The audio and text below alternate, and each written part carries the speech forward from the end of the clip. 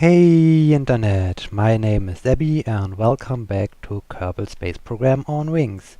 As you can see, we are here as we left off last time. We are at the South Pole of Kerbin, and now it's time to make our flight back to Kerbal Space Center so we can finish our two polar missions, one to the North Pole and one to the South Pole, and finally start doing other things like my long time planned flight around Kerbin in maybe several episodes, because I think it will take us several time to do so. Okay, as I already explained to you during my navigation session, I've here added a rover which is called KC-NDB. So I have a really improvised NDB station near Kerbal Space Center, and I will use it as a target, so I have my indication where I have to fly to fly back to Kerbal Space Center. So let's release the brakes, start our engines, and have a takeoff so we can leave the South Pole of Kerbin and finally head back to Kerbal Space Center. Okay, here we go.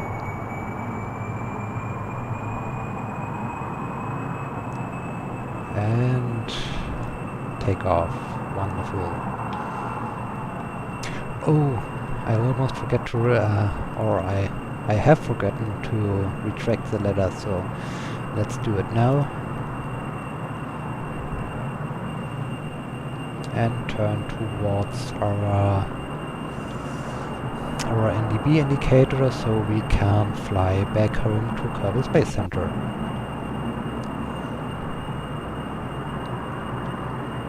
I'm currently watching NASA TV and I'm waiting for the rollout of the Maven Atlas V rocket, which is scheduled to lift off from the Space Center at Monday the 18th.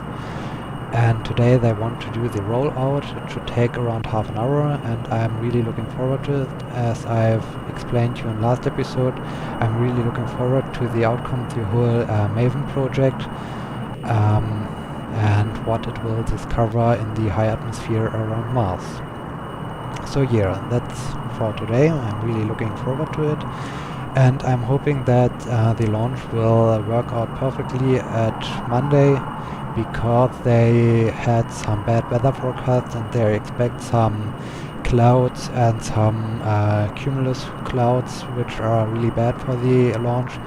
So if things go from bad to worse, they have to they can't launch the rocket and they have to postpone the launch, and we have to wait even longer to watch this beautiful takeoff from the rocket. So yeah, today at the rollout, so it's Saturday here as I'm recording this episode. For you it should be around Friday when I'm releasing this episode. What else? Yeah, Maven rollout today, I'm looking forward to it, and I'm also looking still forward to the launch. And when you are watching this video, you've already seen the launch, or you're already aware that the launch was postponed because of bad weather. And yes, so much about that. Another thing I want to talk today about is another aeronautics thing. Today I want to talk a little bit about the communication with the ATC, the air traffic control, because I want to refer to the Tenerife airport disaster. It happened in on March 27, 1977. At this date and this day, two Boeing 747, so the great jumbos, collided on the runway in Tenerife, and a lot of people died due to this horrible accident. The main problem was communication problem, or a misunderstanding of the one pilot who was taking off from the runway, and the same time as the other jumbo was preparing its landing and was about to land on the runway. So during takeoff and landing, both aircrafts collided, and a lot of people lost their life due to this horrible accident. So what happened? Maybe you're aware of this well-known phrase, ready for takeoff, and yes, that's the main problem, because the pilot who was ready for takeoff has understood that the ATC had said something like you're cleared for takeoff, but it wasn't this, so it was a main problem, because I guess it was another aircraft which has at the same time received its clearance, or I'm not quite sure how this confusion was evolved, but the main problem was that if the pilot was ready for takeoff and the aircraft was ready to go, they called out to the ATC ready for takeoff, and they received their clearance for cleared for takeoff. But this was very misunderstanding, so they figured out after they investigated the crash that there was a misunderstanding, and now they have removed this phrase from the aeronautics phraseology, and they said right now you have, if you want to take off and you're ready to go, you have to say ready for departure, so there's no misunderstanding with real clearance for takeoff. So if you're ready to go, you're at the holding point of the runway, and you want to say okay, we are ready to go. You are saying ready for departure, runway 09er, if you are waiting for departure for the runway 09er, and you're not saying ready for takeoff, because the takeoff phrase is only used with a clear with the clearance from the ATC, and so no aircraft can say anymore something with ready for takeoff, which can be misinterpreted like ready for cleared for takeoff, and so there was a misunderstanding.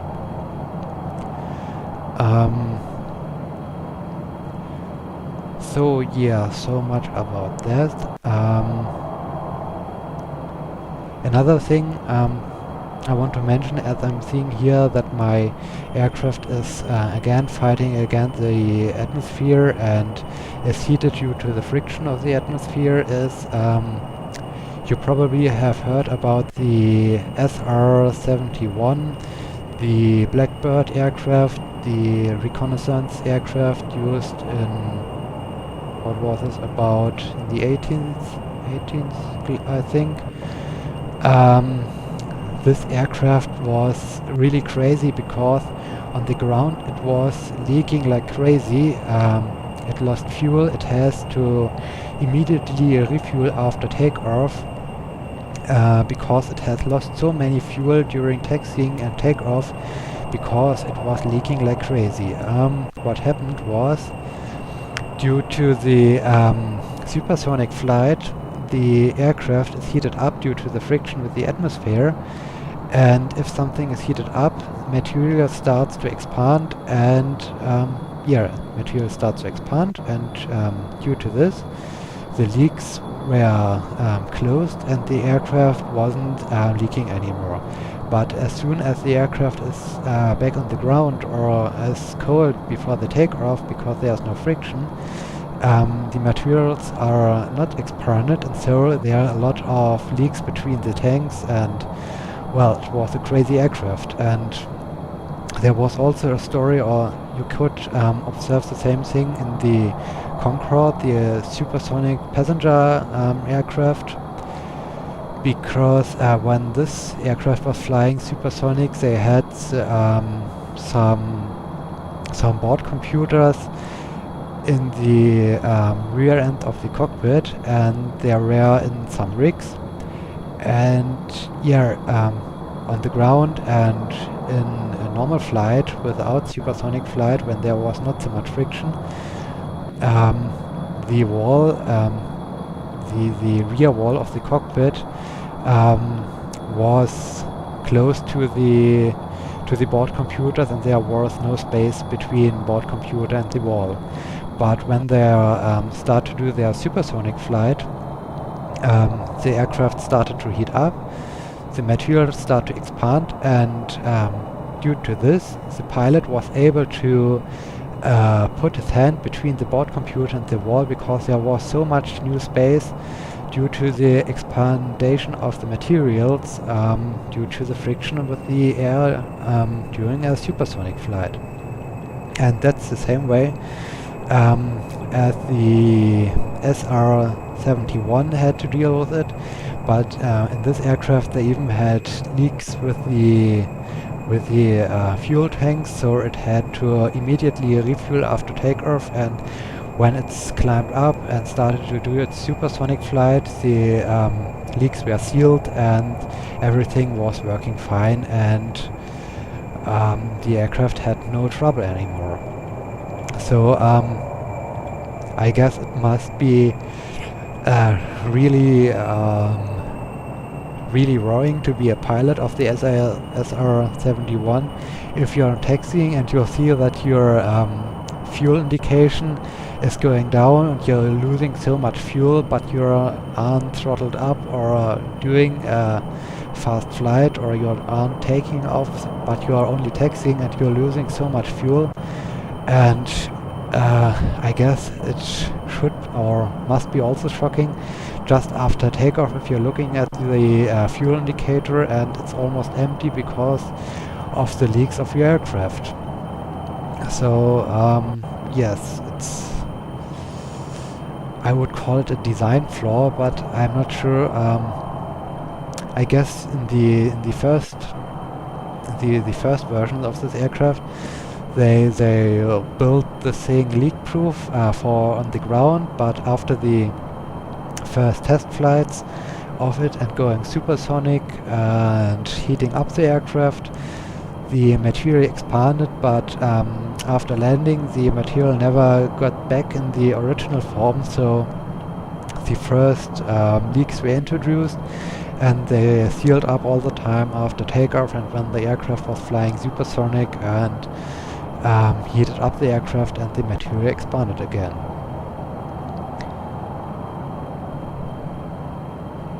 So yeah, so much about that. What else? I've talked a bit about ATC traffic phrases. So saying that ready for takeoff isn't any good. It's better to say, or you have to say, ready for departure. So nobody is confused about that, and well, it all has happened in real time and it was a horrible crash, so yeah, it's hard to see that most rules in aviation are written by real blood, because most rules are based on accidents and bad things that had happened, and afterwards a rule was introduced, so it's the same thing with communication during flight or during aviation.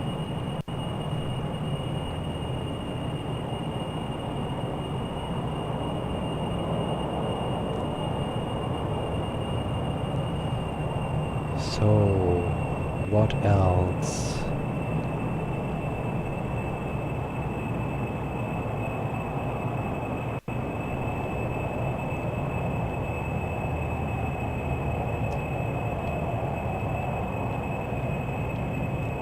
What else? Well, I'm running a little bit out of topics because well, my main topics I thought about was the SR-71 and also the ATC problem with the clearances and the problems of being misunderstood, and so there was introduced the new phraseology. But right now I haven't really something to talk about. So yeah, maybe it's time that you use the comment function of YouTube or send me a message, so I have some new questions I can talk about, or you ask me something I should explain to you. So I can spend my time flying around Kerbin with some explanations or talking about myself, my dreams, my personality, or whatever you want to know about myself. And I can entertain you a little bit more than just sitting there and flying around without having anything to talk about. Like most time of this second part of this episode will mostly happen because, as I said, I'm running out of topics.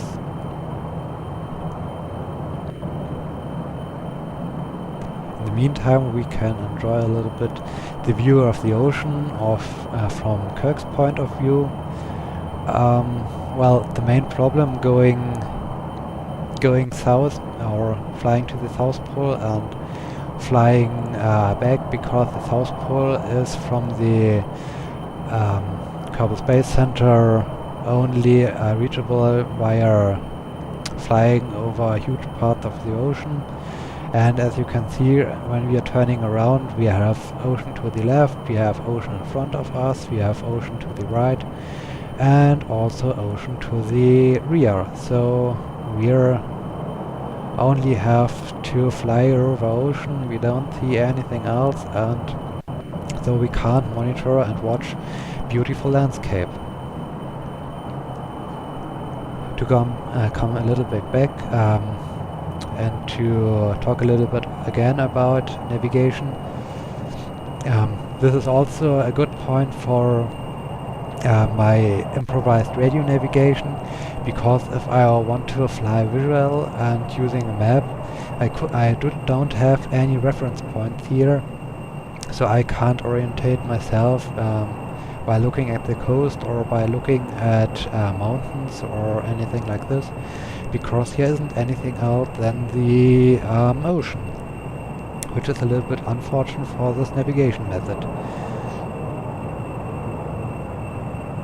But we are lucky and we have our improvised NDB rover near KSC, and we have our indications, so we are good to go to find our way back home.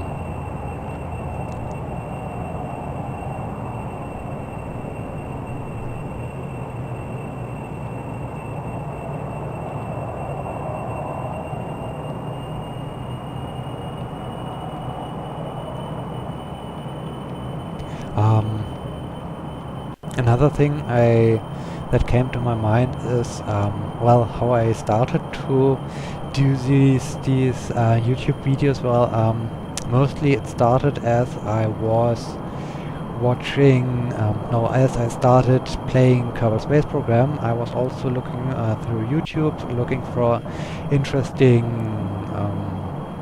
Let's Play series about Kerbal Space Program.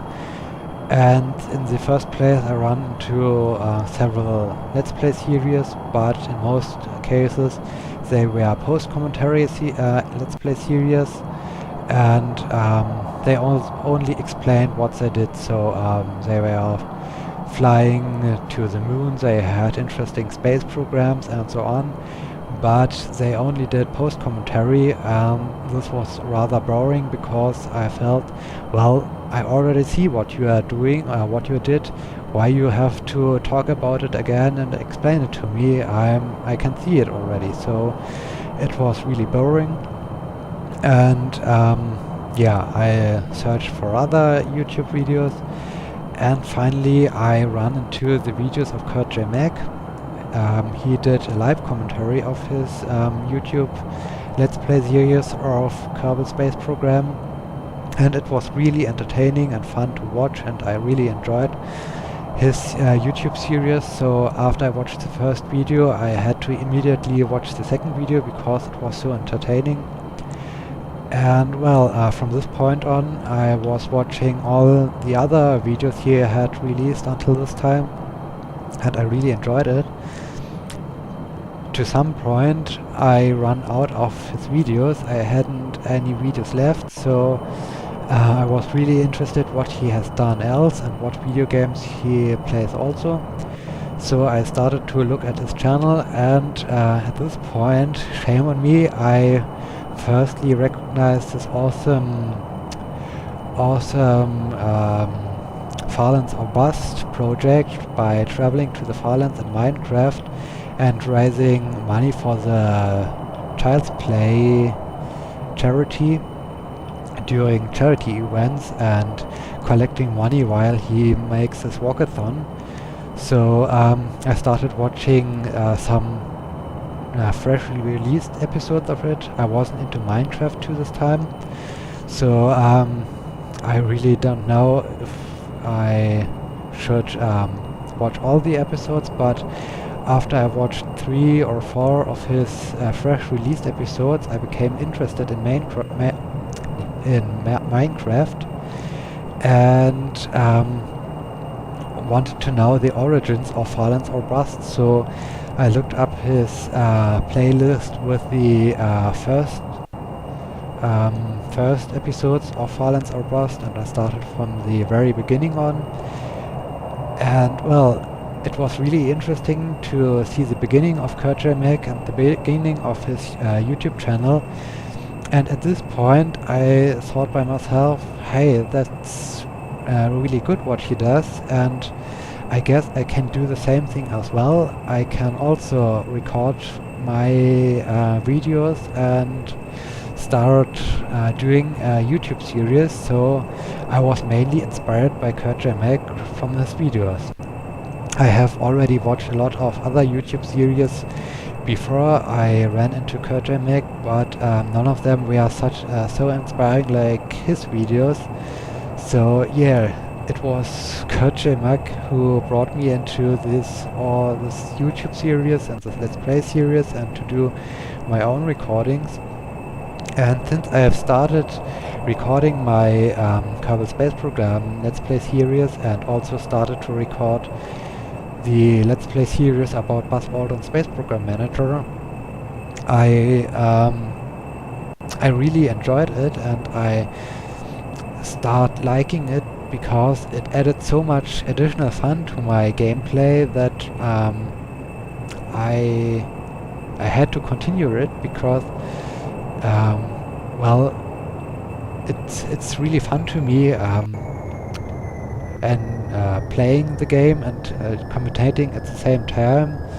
And also, as I mentioned last time, or was it during the navigation episode, I'm really enjoying to share my knowledge with other users and maybe give them other ideas how things in reality work out, and using games to explain my things, and also just have the opportunity to play things and talk at the same time with strangers in this case. But I'm really enjoying it because well, it's just awesome to have this great hobby of playing video games and have at the same time the opportunity to talk about it, to share great moments of it, and on the other hand, I have the opportunity to well, how should I put it this? To have full coverage of my gameplay experience, so I can rewatch my experience later on. I can see what I have done in the past, what video games I have played, how I have played them, what are my greatest achievements in these games, what have I done, how have I done this, and yeah. So this added a really good additional enjoyment factor to my time how I approach video games, and also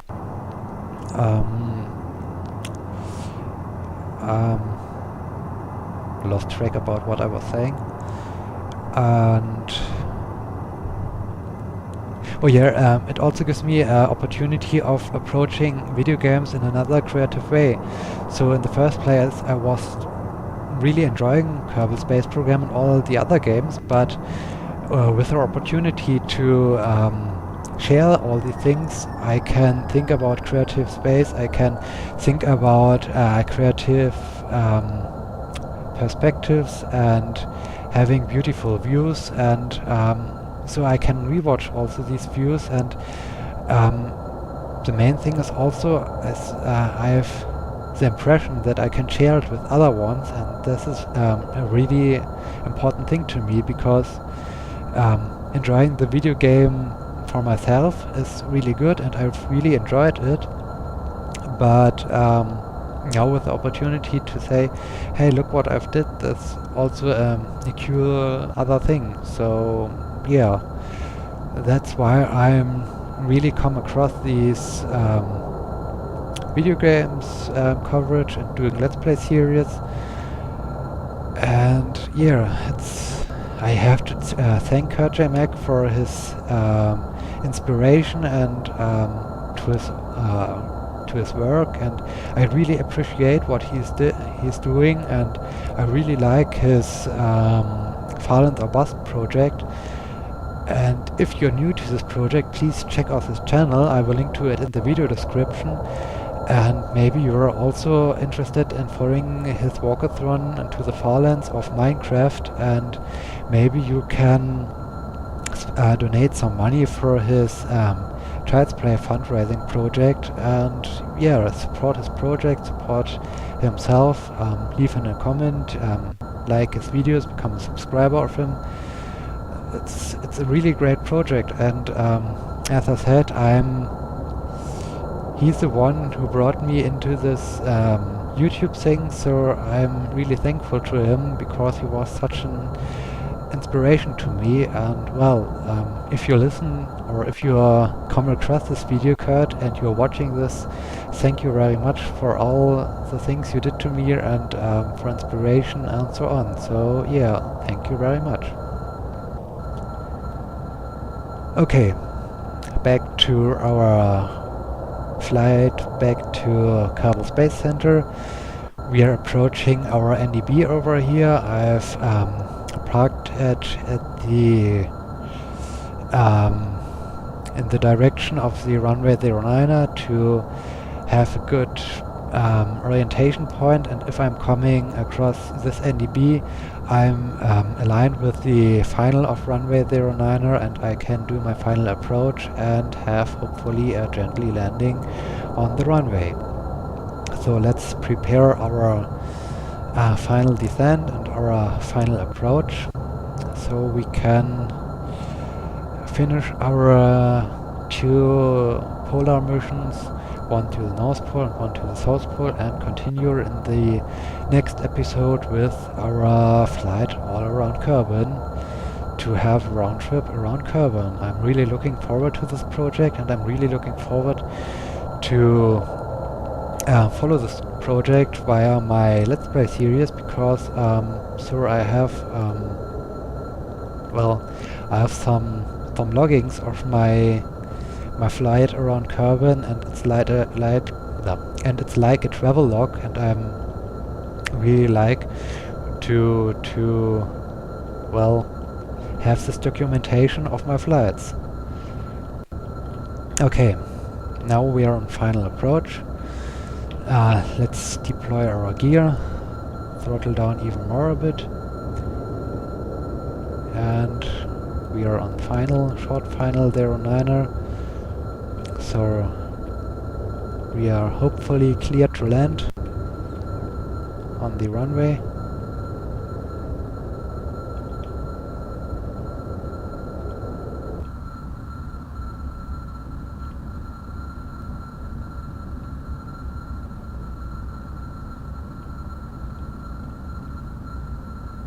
Beautiful. So brake,